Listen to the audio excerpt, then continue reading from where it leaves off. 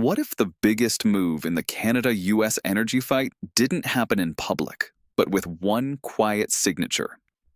While Ottawa and Washington are locked in one of their coldest political clashes in years, President Donald Trump has reportedly signed a permit that could reshape North American oil routes for decades.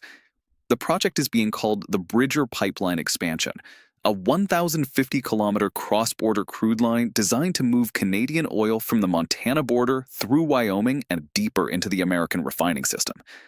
At full capacity, this pipeline could carry up to 550,000 barrels of Canadian crude every single day into the United States. And that is exactly why this story is so explosive.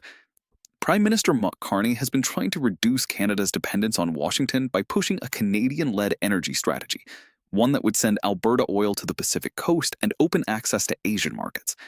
But Trump's move may have just changed the entire game.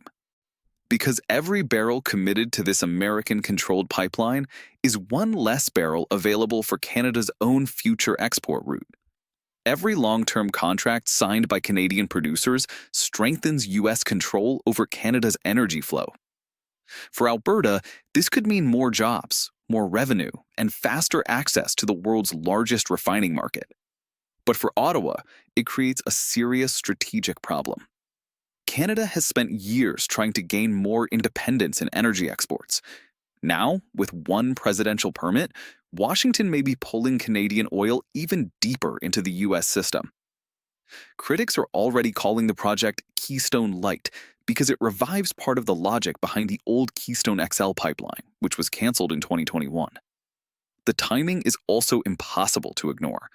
This approval comes as trade tensions, tariff threats, and USMCA negotiations put major pressure on Canada-US relations.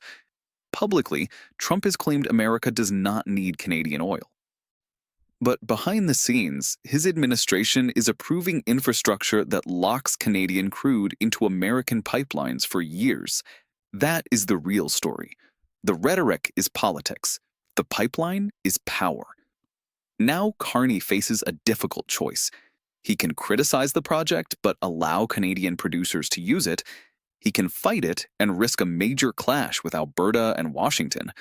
Or he can accelerate Canada's own Pacific Coast Pipeline before it is too late.